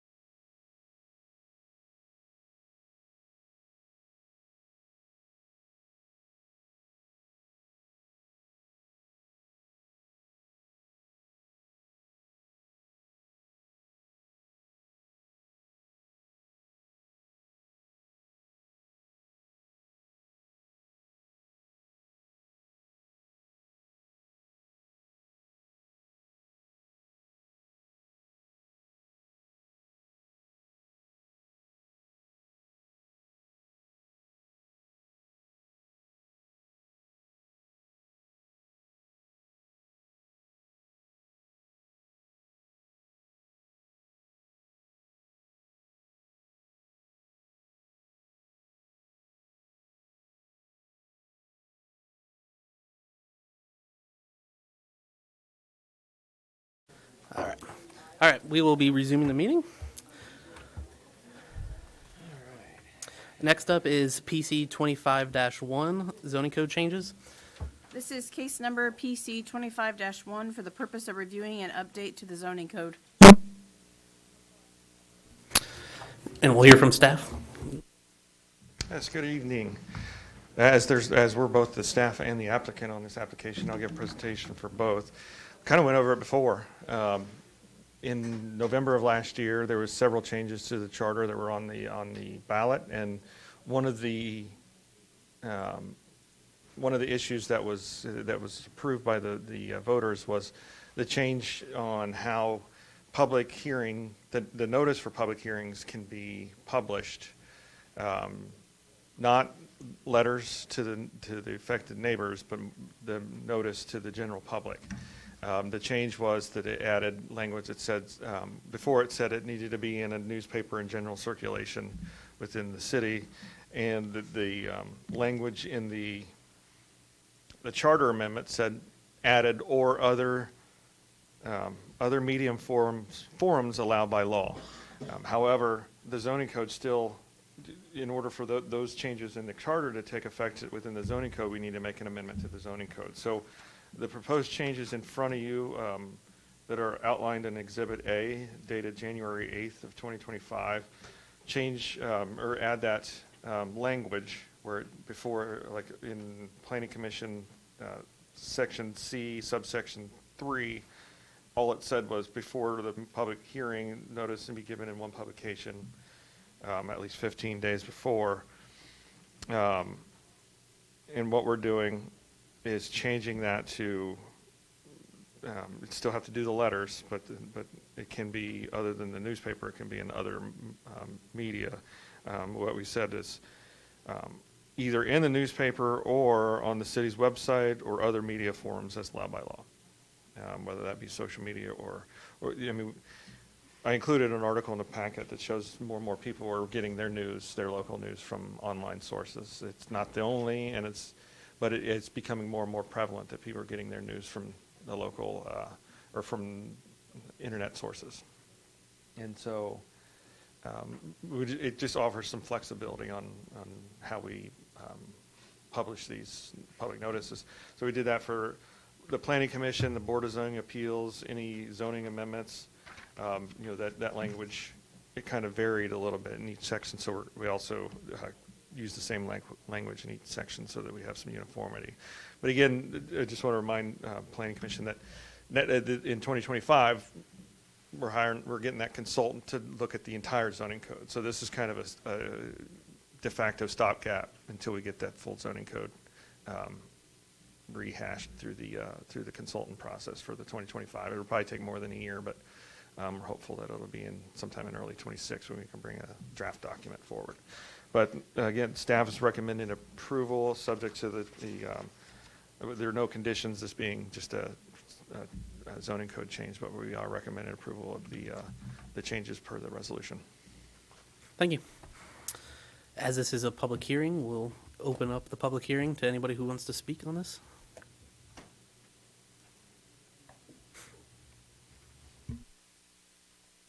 In Clayton Knipe, 2379 Grange Hall Road. I'm absolutely in favor of this. It is necessary that we get all this information out to the public, as with the previous business, attitudes are high about it, for sure. Definitely within this last few weeks, I've noticed how few people have been informed just by going door to door to hand out the notices to those who didn't get them within my own neighborhood. I think this change, or this addition, I should say, to include social media, whether it be Facebook, Instagram, what have you, as long as we can tackle all points of that, it'll be better for our community to be informed. Thank you. Thank you. Is there anyone else? Yeah, I just want to reiterate that that's exactly what we feel. I'm here with another issue, but name and address, please. 3060 Willowbrook Way. My name is Mr. Ed Stanek. I know from our condominium association, Brookstone, across from the planned development, that at least half the members had no idea all this. But people that are active and who are up on issues are aware of this, but there are a lot that are not. So it's a practical improvement. Thank you.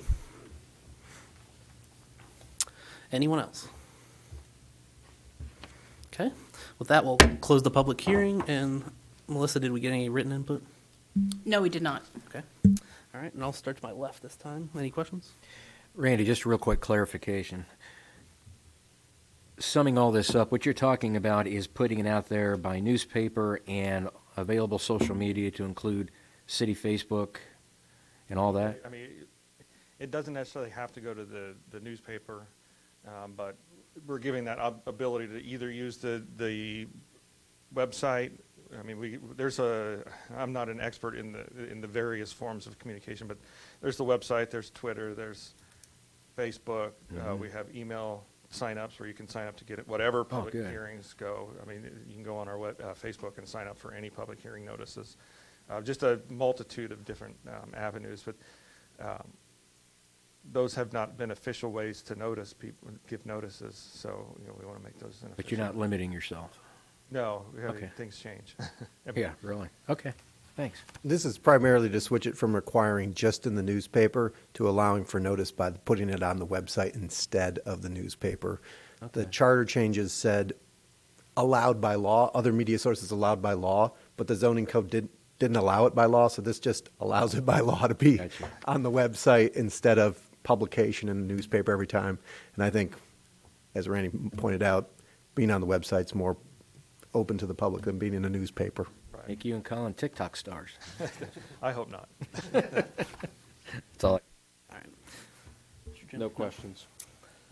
I don't have any questions other than I would just plug the email alerts. I get the email alerts for, city council, for BZA, and for this. Sends all the packets right to your email, so sign up if you're interested. So, all right, and with that, I need a motion. Motion to approve PC 25-1 zoning code changes. I second the motion. All right, take the roll, please. Mr. Francis? Yes. Mr. Jones? Yes. Mr. Meyer? Yes. And with that, the motion passes 3-0. Our next item is a discussion item, PUD 22-4, and we'll just have a staff presentation on this one. Right. We need a motion to untable this case as it was tabled last month. I'll make a motion to untable PUD 22-4 SSP number 1, Emoda. Second that motion. And we'll just do that by general consensus. Yep. All right. Thank you. Thank you. Last month, this project was tabled. Obviously, the Planning Commission remembers that. The reason of the tabling is because of the off-street parking. There was concerns with the size of the driveways, many of them being under 15 feet, 16, 14.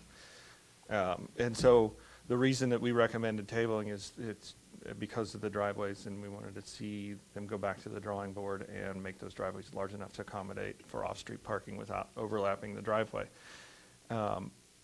So a couple weeks after the Planning Commission, or within a week after the Planning Commission, we got an updated set of plans. We've been reviewing the plans. You can see each of the driveways I measured, they're all 18-foot minimum on the various sections throughout the whole development. And so based on that, based on the previous public hearing and the previous presentation that I did and the applicant did, staff's now recommended approval of the applicant's request with how many conditions? Subject to the 24 conditions as found in your resolution. Again, the public hearing's already been closed, but I'd be happy to answer any questions. The applicant here, well represented here, to answer any questions that you may have. But again, this was just based on the driveway, and they've solved that issue. Thank you. I'll just throw this open. Anybody? Yeah, just real quick before you, there was an issue with the width of the streets also, was there not? Did that impact this? They meet the minimum width for what we would see in a normal residential neighborhood, the 25-foot wide. And this, I think the issue was because the sidewalk was going to be parked on overlap by 3 feet for a car, then you would have them parked out into almost the street. Okay. So now, and the concern was that if you didn't have enough room for people parking in the driveway, they would be parking on the street. Yeah. But these neighborhood streets or these private streets would be the same size as you would find in any general neighborhood in the city. Okay. That's all I had. Mr. Jones? No questions. No questions from me either. Thank you. And with that, we'll need a motion. Motion to approve PUD 22-4 SSP number 1 for Amoda. A second. With the attached With 24 the- conditions. With the attached 24 conditions. All right. Yes. I second. And with that, we have a second. Take the roll, please. Mr. Jones? Yes. Mr. Francis? Yes. Mr. Meyer? Yes.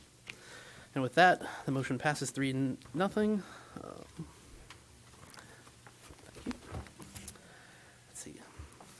Our next case, subdivision, S25-1, Sky Crossing, Section 3. Do you read? I don't have anything, no. It's not a public hearing. Hello, Colin Carville, city planner. We're here for Sky Crossing Section 3. It's a final subdivision, case number 25-1. The request overview, the acreage is 33.64 acres. It's composed of 53 single-family lots and 1 common area lot. Right-of-way is being dedicated in the amount of 2.513 acres along Robin Lane and Goldfinch Drive. The plat's rather large. It's broken up into 3, but you can see how it kind of filters into the west there, into this 3rd section of the plat, and then there's 2 kind of cul-de-sacs that take up both ends there, bringing a total there. So just a brief background on Sky Crossing. It was all approved in May of 2021. This phase 3 represents 37% of the subdivision, and it will close off the Sky Crossing subdivision in total. The lots vary from 98 to 151. By number, by acreage, it's 0.186 to 0.849 acres for the lots.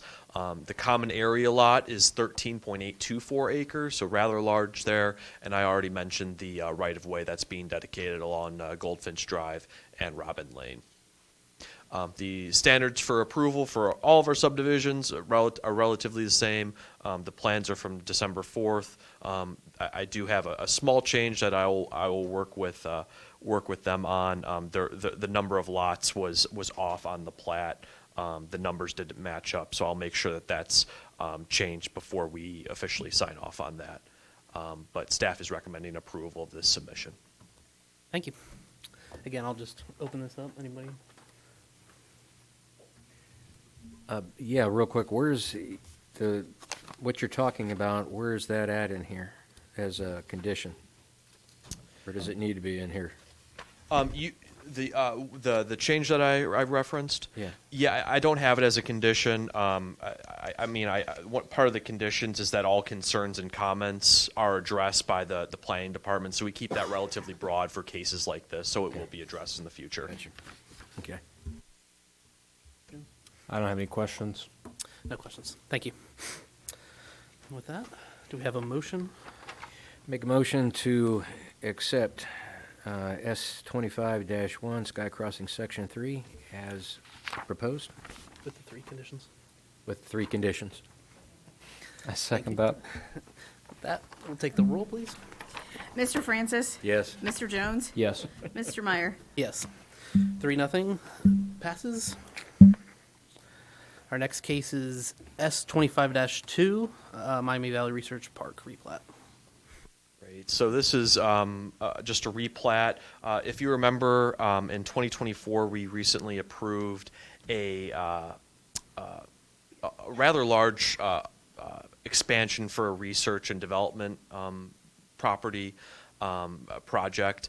Both those parcels are zoned I-1 light industry. we're not creating any new lots here. We're just basically shifting the lots to accommodate that to accommodate that development here. So 33.7151 acres total.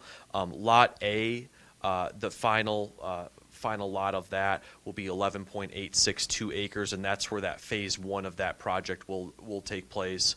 That Lot B, 21.889 acres, is to the east of Lot A, and will, like I said, total 21.889 acres, bringing the total once again to 33.751 acres. Here's just an overview of that. So you can see that Lot A on the southwestern corner there, that's where that phase one was approved, and that they will proceed with that Lot B kind of being subdivided for future development there. Same conditions here. The replat was stamped December 5th, and we didn't have any changes that we recognized on this one. So we're comfortable with moving forward with that. Thank you. Any questions, Mr. Jones? No questions. I do have one, Colin, for you. Can you go back to the overview? Yep. So, what's the point of the Lot A in the north, that northwest portion? Like, that leaves like a kind of a sliver that's not really buildable. Like, why is that not part of Lot B? Do we know? I think if I had to guess, I think it's probably for some of the wooded areas, and it makes sense for if that were to expand, that Lot B to expand in the future. I think it just makes sense for them at this stage, as well as maybe some minimum impervious surface requirements to be met as well. Okay, but no concerns from staff? No Okay. staff. All right, thank you. All right, with that, do we have a motion? Motion to approve S-25-2 with how many conditions? 3 with the 3 conditions attached. Motion, do I have a second? Second. All right, we have a motion and a second. Melissa, can you take the roll, please? Mr. Jones? Yes. Mr. Francis? Yes. Mr. Meyer? Yes. 3-0, it passes. Let's see, the next item we have is just a discussion item, the thoroughfare plan update. Yes, thank you. Good evening again.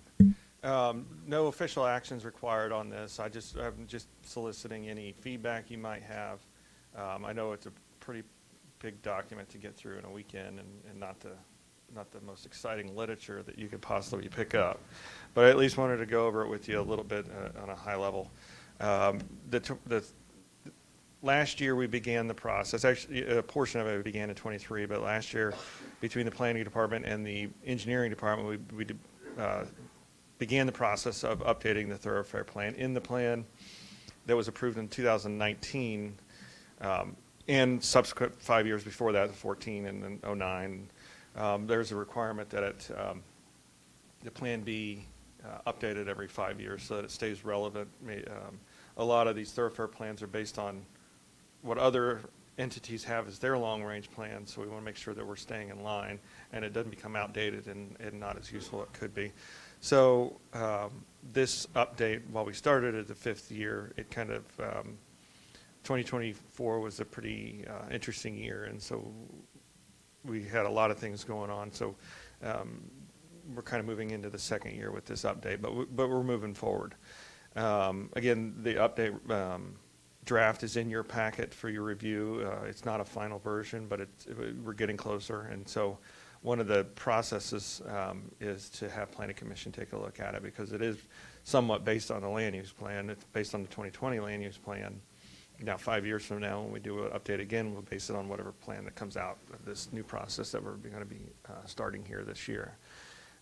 There's several benefits to having a thoroughfare plan. It allows for efficient utilization of infrastructure, and also, if we know we need something in the future, it's best to know it now and not have somebody build a house over it, so that in the future we're buying the house too instead of just the land. It establishes a framework for how we're moving forward as a city, where we want larger roads, where we want less traveled roads or back ways, alternative routes, and it provides a very crucial data on the existing conditions and future conditions. So and that's just a few of the many benefits that you would have of a thoroughfare plan. In terms of the timeline, again, I did a development trends analysis in 2023 in anticipation of doing the thoroughfare plan in 24 and the land use plan in 25. So technically I started the very early thoroughfare plan stuff in 2023. In last summer and in the last fall, the engineering department and the planning department met to go over the existing plan, what we see works and doesn't work in the existing plan, and created the draft document that you see in front of you. The next step is to bring that draft to you guys for comment, and then after your comments, we'll take whatever comments you may have and get those into the document. We're going to have a public open house. We'll advertise that. Depending on when we do it, we might have to put it in the paper, but we'll at least advertise it on our website as well. That'll be, I'm shooting for doing that in February. I was trying to it got late in the year last year and I didn't want to do it around the holidays, so I'm trying to get it in February.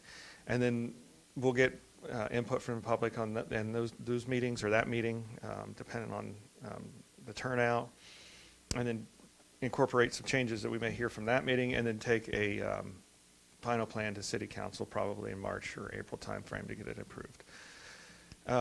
So some of the high-level detail that's in the plan, first we look at the functional classification, and that's kind of the hierarchy of how we classify, going from the extreme, the roads that have the extreme volumes and speeds, from the expressways all the way down to local roads. And you can see 65–70% of our roads are local private roads, so it's what you'd see in the neighborhoods. And then we have 10% is the freeway, 35 and 675. And then you go down from there, the major arterials, the minor arterials, and the principal arterials. Again, I think the one thing to take from here is most of our roads are private, are local, small roads to help with neighborhood traffic. In terms of our non-motorized transportation facilities, again, this is a snapshot of where we were in 2024. We have 142 miles of non-motorized facilities, and a bulk of those you see in yellow on this map are the sidewalks in the neighborhoods, because starting in the late 80s and early 90s, every new subdivision has those sidewalks and connectivity. And then we added sidewalks and side paths on the principal roads, or the major roads, to feed into those neighborhoods. And so, again, we have over 140 miles of facilities for pedestrians and bicyclists and alternative transportation users. One of the things that we did, and we did this with the 2019, did it with the 2014, is where do we think development's going to go in the future? And being that I did this in early 24, one of the pieces of property that was included is the rezoning that we just took part of here a little bit ago. And then also a 54-acre parcel that the city owns that's going to be considered for residential in the future. So this is not all the vacant land in the city, but it is where we would anticipate in the next 10 years where we would see development happening. And so what we wanted to do is we wanted to look at what are the existing plans that are in place. The 5-year capital plan that you have here is what the city plans to do on these roads over the next 5 years.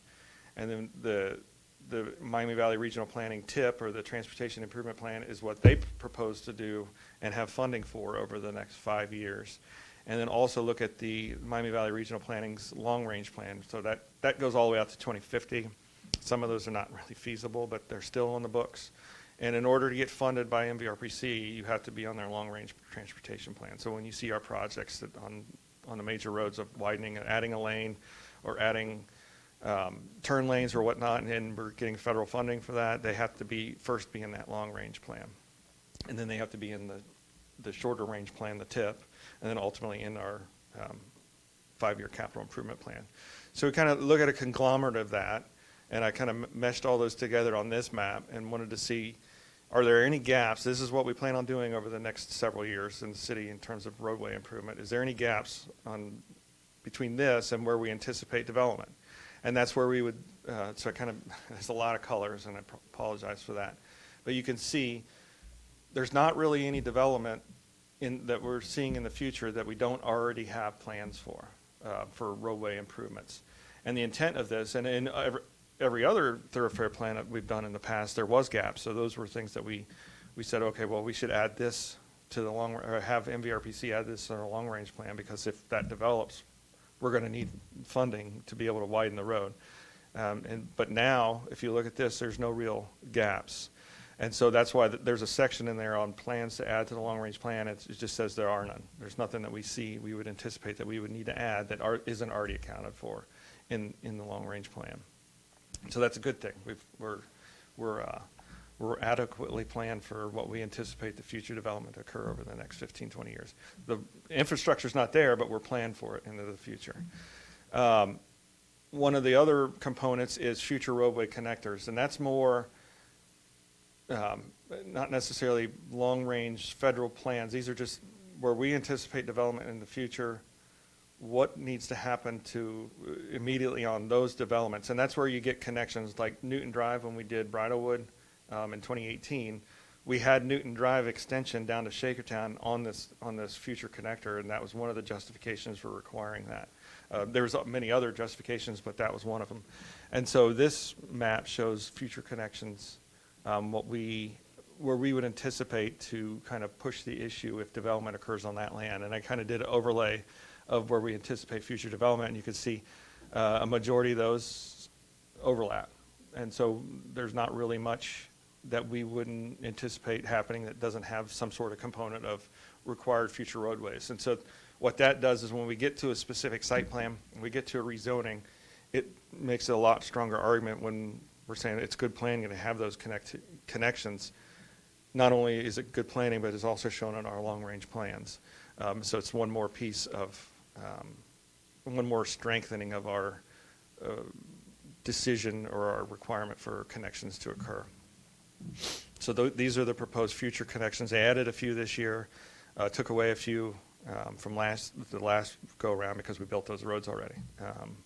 And so just wanted to point that out.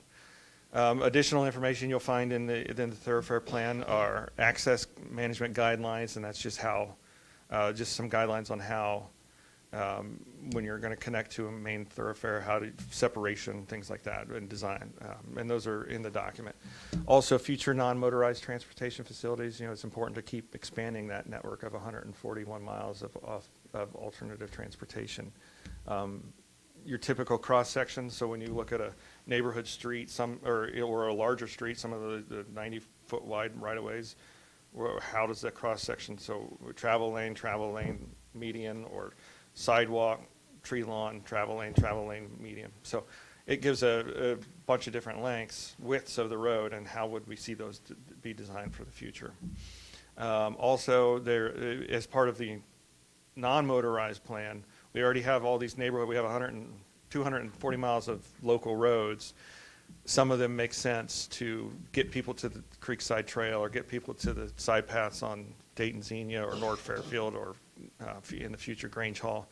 And so we had the Bikeway Advisory, or the BANTAC, which is the Bikeway and Non-Motorized Transportation Advisory Committee, look at the neighborhoods and what makes sense for people to get to the easiest or best way to get from their house to one of those major facilities. And so they came up with this signed neighborhood connector plan. That's in there. A lot of that's been built over the years because signs are an easy way to get a facility built. Rather than building sidewalks or additional lanes or any of that, the signage is what we would call a low-hanging fruit to get these facilities built.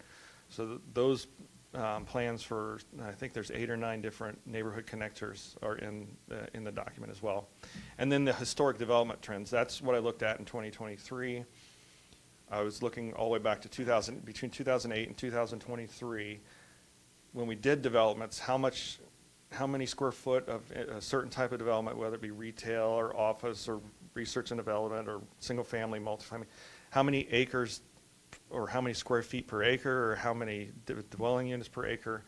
Historically, how have we developed as a city so that we can guide, or we can get an idea of how many acres that we need based on these future anticipated growth, and see where they cross or don't meet, or there's some cross purposes. And what we found is, in general, if we continue to develop at the rate that we've been developing over the last 15 years, in about 20, 25 years, we'll be pretty short on developable land.